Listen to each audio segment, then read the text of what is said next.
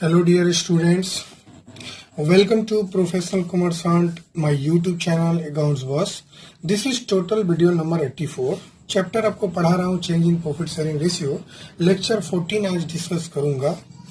Topic आपका valuation of goodwill by capitalisation of super profit. ठीक है, आज का टॉपिक सेकंड वाला मेथड है कैपिटलाइजेशन का. तो यही कॉन्सेप्ट मैं आपके साथ डिस्कस कर रहा हूँ, concept of valuation of goodwill by capitalisation of super profit. जरा ध्यान देना बच्चे, इस मेथड में डायरेक्ट आपको बता दूं, गुडविल का जो फॉर्मूला है वो आपका फॉर्मूला है. जो आपका सुपर प्रॉफिट आप निकालना सीखे हैं वो पहले निकाल लीजिएगा, इनटू 100 बाई NRR. अब ये फॉर्मूला कैसे है इसका डेरिवेशन सीखते हैं, कॉन्सेप्ट सीखते हैं. Concept behind this, concept behind this formula. क्या कॉन्सेप्ट है इसके बिहाइंड में मैं आपको समझाने वाला हूं. भाई एक बार फॉर्मूला सीख लोगे ना तो गुडविल का कैलकुलेशन तो आप खुद कर सकते हो, क्वेश्चन तो आप खुद से बना सकते हो, क्वेश्चन में जान नहीं होता है. लेकिन आप थोड़ा कॉन्सेप्ट सीखो. क्या है इस कॉन्सेप्ट को, तो आपने जितने भी सुपर प्रॉफिट कमाए हैं, आपने जो भी आप सुपर प्रॉफिट कमाए हैं, इस सुपर प्रॉफिट को कमाने के लिए आपको कितना कैपिटल रिक्वायर्ड होगा, इस सुपर प्रॉफिट को कमाने के लिए कितना कैपिटल रिक्वायर्ड होगा, वही आपको ढूंढना है. उसी को गुडविल बोलते हैं. ये सुपर प्रॉफिट भाई आप किस तरह कमाए होंगे. भाई नॉर्मल प्रॉफिट से जितना ज्यादा आप एक्चुअल प्रॉफिट कमाए होंगे उसी को तो बोलते हैं सुपर प्रॉफिट. तो इस सुपर प्रॉफिट के लिए आपके पास कितना कैपिटल चाहिए, वही इस फॉर्मूला का जड़ है. वैसे थोड़ा शॉर्ट में इस फॉर्मूला को अगर बताऊं तो आप मान लेते हैं, लेट आपका सुपर प्रॉफिट है 10,000 और नॉर्मल रेट ऑफ रिटर्न जो है 10% है. तो आप बताओ इस सुपर प्रॉफिट को कमाने के लिए 10% के रेट से कितनी कैपिटल आपकी रिक्वायरमेंट होगी. तो जाहिर सी बात है, अगर आप बात करो तो जल्दी से आप कैपिटल रिक्वायर्ड की बात करोगे तो आप ऐसे ही निकाल लोगे, सर एक्स का 10% इक्वल टू अगर 10,000 है तो एक्स इक्वल टू कितना होगा. वही भाई x equal to 10,000 into 100 by 10. यही फॉर्मूला हो गया, यानी कि सुपर प्रॉफिट इंटू 100 बाई 10. भाई तो कितना आ गया जरा कटाओ, यानी आपको कैपिटल की जरूरत पड़ी 1 लाख. इस 1 लाख रुपया को आप लगाए नहीं है, फिर भी ये प्रॉफिट कमा रहे हैं, तो यही 1 लाख रुपया आपका एक्चुअल गुडविल हो गया. आपने 1 लाख रुपया आपने कहीं लगाया नहीं लगाया, लेकिन आपने सुपर प्रॉफिट कमा लिया. तो इस सुपर प्रॉफिट को कमाने के लिए और आपको कितने कैपिटल नहीं लगाने पड़े, वो that will be your goodwill. That will be your goodwill. बात समझ रहे हैं हम क्या कहना चाह रहे हैं. अब इस 1 लाख के पीछे के कॉन्सेप्ट को जरा, इसके भी पीछे के कॉन्सेप्ट को समझते हैं. ठीक है बच्चा, जरा आपने तो सिंपली बोल दिया कि सुपर प्रॉफिट की जो फॉर्मूला होती है सर, वो हमने पढ़ा है actual average profit minus normal profit. मतलब नॉर्मल प्रॉफिट के कंपैरेटिवली आपने जितना एवरेज प्रॉफिट कमाया, एक्चुअल एवरेज प्रॉफिट कमाया है, वही तो आपका सुपर प्रॉफिट है, हिडन प्रॉफिट है. अब हमने क्या किया, इसी को कैपिटलाइज्ड कर दिया था. जरा हम फॉर्मूला को देखते हैं, अगर गुडविल के फॉर्मूला को देखते हैं इस मेथड से, तो गुडविल इक्वल टू बाबू होता है super profit into 100 by NRR. अब हम इस सुपर प्रॉफिट के जगह पे ये फॉर्मूला लगा सकते हैं, मतलब actual average profit minus normal profit. मैं थोड़ा कॉन्सेप्ट सिखाना चाह रहा हूं, into 100 by NRR, into 100 by NRR.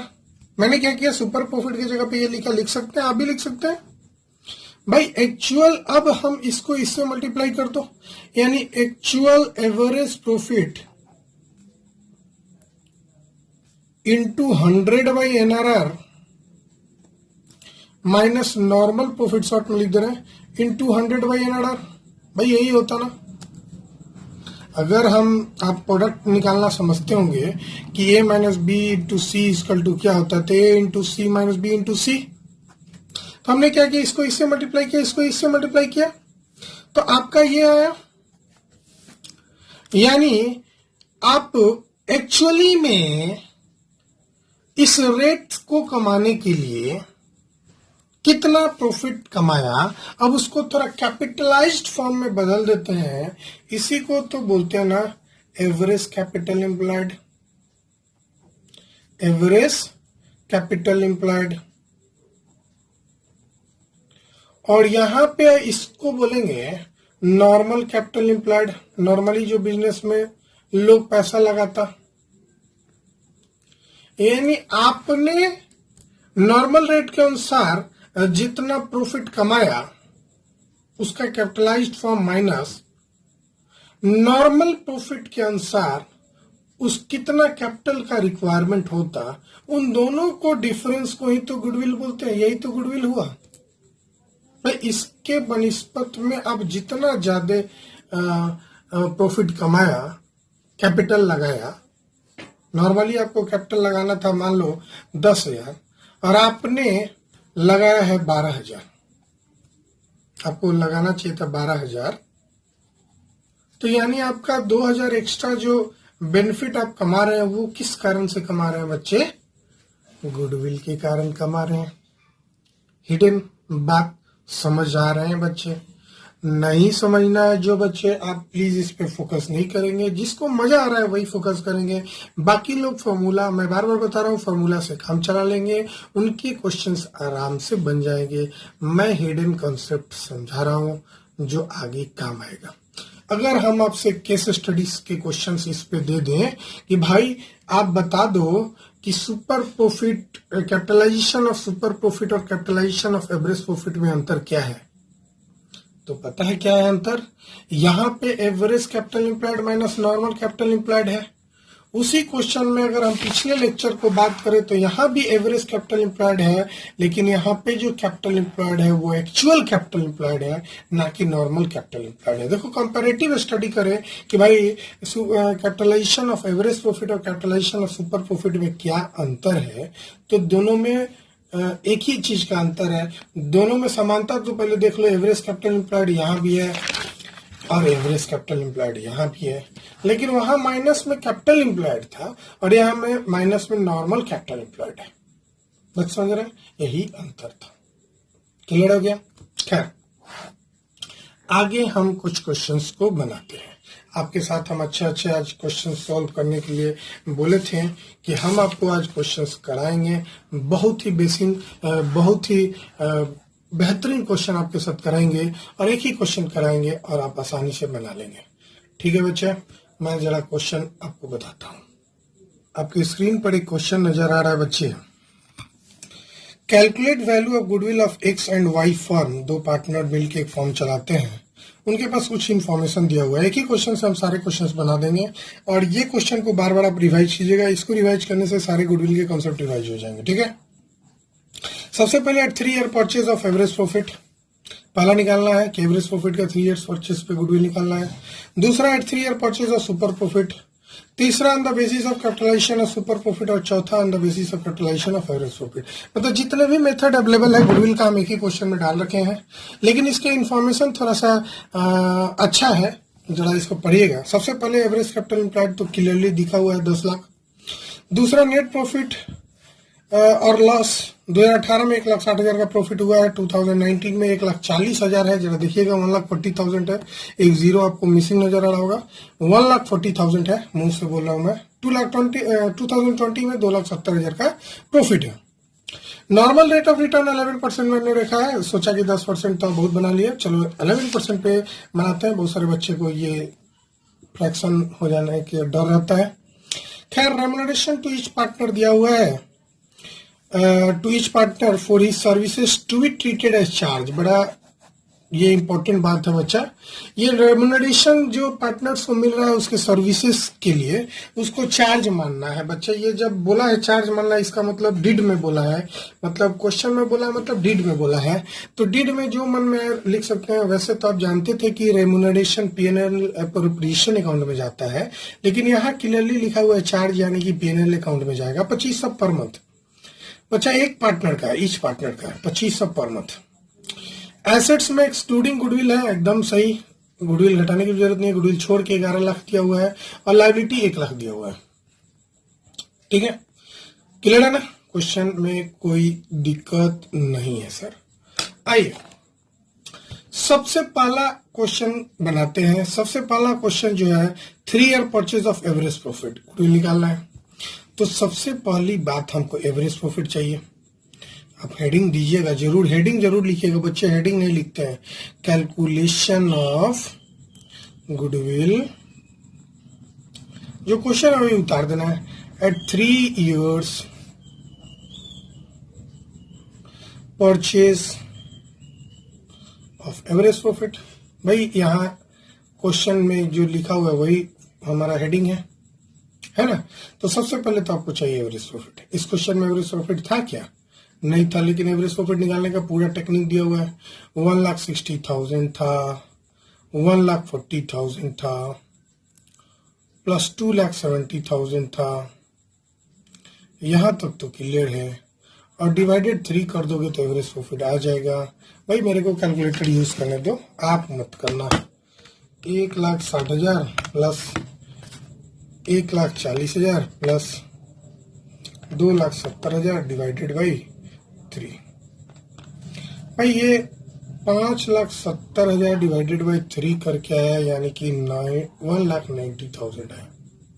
मैंने लिख दिया है, ठीक है, कोई दिक्कत नहीं, आपका भी इतना ही आया है। अब हमको एवरेज प्रॉफिट आ गया, लेकिन भाई एडजस्टमेंट हुआ है क्या? मैंने ये जो 2500 रुपया चार्ज है मैंने घटाया क्या? आपको मालूम है ना, एडजस्टमेंट करना है बच्चे, रेमुनरेशन दिया हुआ है तो सबसे पहले आप क्या निकालोगे?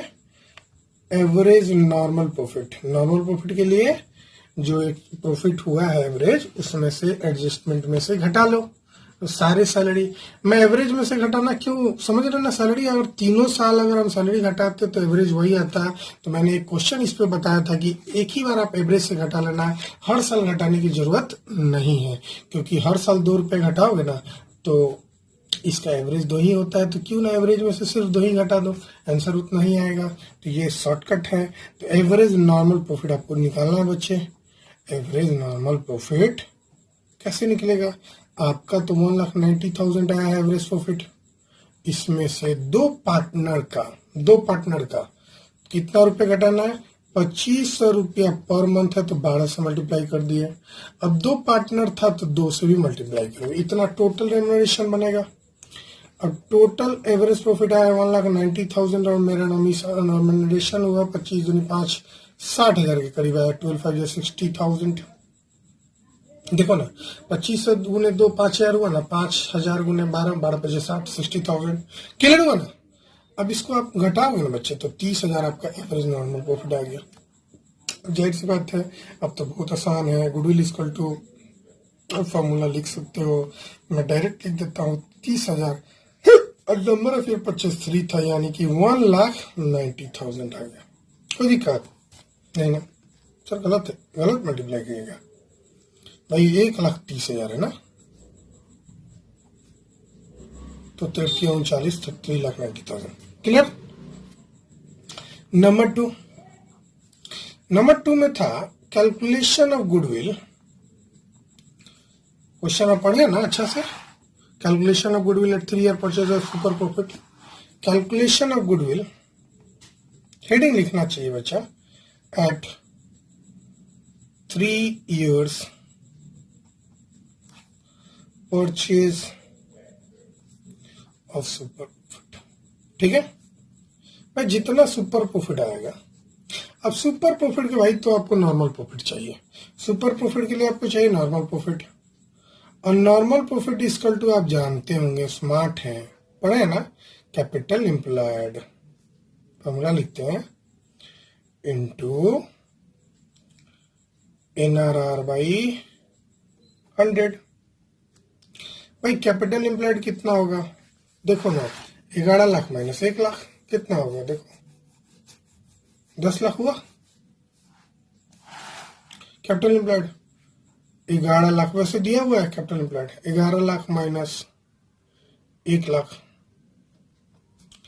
NRR कितना था, 11/100, ये 10 लाख हो गया। फिर भी कटने वाला क्वेश्चन है, खामो खा आप 11 से डर रहे थे, 2 0 0 कट गया एंड नॉर्मल प्रॉफिट आ गया 11 पे 4 0, 1,10,000 है ना, बस ना 1,10,000। तो सुपर प्रॉफिट कितना आ जाएगा बाबू,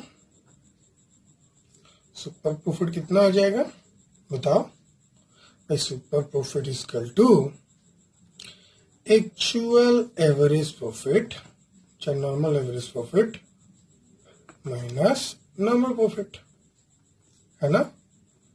तो एक्चुअल एवरेज प्रॉफिट तो ऊपर निकाले ना, 1,30,000, 1,30,000 माइनस 1,10,000, अभी अभी तो निकाले नॉर्मल प्रॉफिट, ये आ गया 20,000। Therefore goodwill is equal to, बताओ ये जो सुपर प्रॉफिट आया इनटू क्वेश्चन में हेडिंग लिखे थे नंबर ऑफ ईयर परचेज 3, तो यानी कितना आ जाएगा गुडविल 60,000। बोलो कोई दिक्कत नहीं सर। तीसरा method capitalisation of super profit है ना। कैलकुलेशन ऑफ, हेडिंग लिखना जरूरी है, calculation of goodwill by capitalisation of super profit. भाई capitalisation of super profit method में आपको सुपर प्रॉफिट किसी भी हालत में चाहिए। मैंने आपको पिछले लेक्चर में कॉन्सेप्ट में आज बताया या ना बताया, यहाँ बता रहा हूँ। आपको सबसे पहले सुपर प्रॉफिट चाहिए। सुपर प्रॉफिट के लिए जो स्टेप पहले फॉलो किए वही स्टेप इस मेथड में भी फॉलो होगा। तो सुपर प्रॉफिट मेरा निकल के तो अभी अभी आया था 20,000 रुपया, तो 20,000 ले लो। 20,000 इंटू फॉर्मूला मालूम है ना, गुडविल इक्वल टू, यहाँ लिख रहा हूँ बॉक्स में, goodwill equal to super profit into 100 by NRR, sorry NRR by 100 by NRR, सही तो लिखे थे 100 बाई NRR, बात समझ रहे। तो 100 बाई NRR 11% है, नॉर्मल रेट ऑफ रिटर्न कितना है 11%। यहीं पर आपका डेसिमल में आएगा और हम तो बहुत स्मार्टली 20,000 इंटू 100 करेंगे और डिवाइडेड बाई 11 कर देंगे, जो कि आया 1888। बाप रे, देखो ना कितना कितना है ना, ठीक है, क्लियर है। तो 20,000 इंटू 100 बाई अगर करेंगे, देख लो मैं फिर से बता दूं, 20,000 इंटू 100 मैंने किया और डिवाइडेड बाई 11 कर दिया। देखो कितना आ गया, वो लिख दो 181,818, 181,818, ठीक है, वो 181,818। भाई डेसिमल के बाद 18 आ रहा है ना, उसको छोड़ सकते हो, इसको कोई जरूरत नहीं, आप डायरेक्ट वही लिखोगे जो राउंड ऑफ करके आए। राउंड ऑफ करने तुम सिखाया है प्रियांशु, खासकर तुम राउंड ऑफ करना सीखा कि नहीं। देखो बच्चा यहाँ 0.1 है, तुम यही पूछ रहा था ना, 1 to 4 रहेगा, तो भाई इसको बढ़ाएंगे नहीं, 18 ही रहेगा, इतना ही रहेगा, ठीक है। चौथा वाला देख लो बाबू, calculation of goodwill by capitalisation of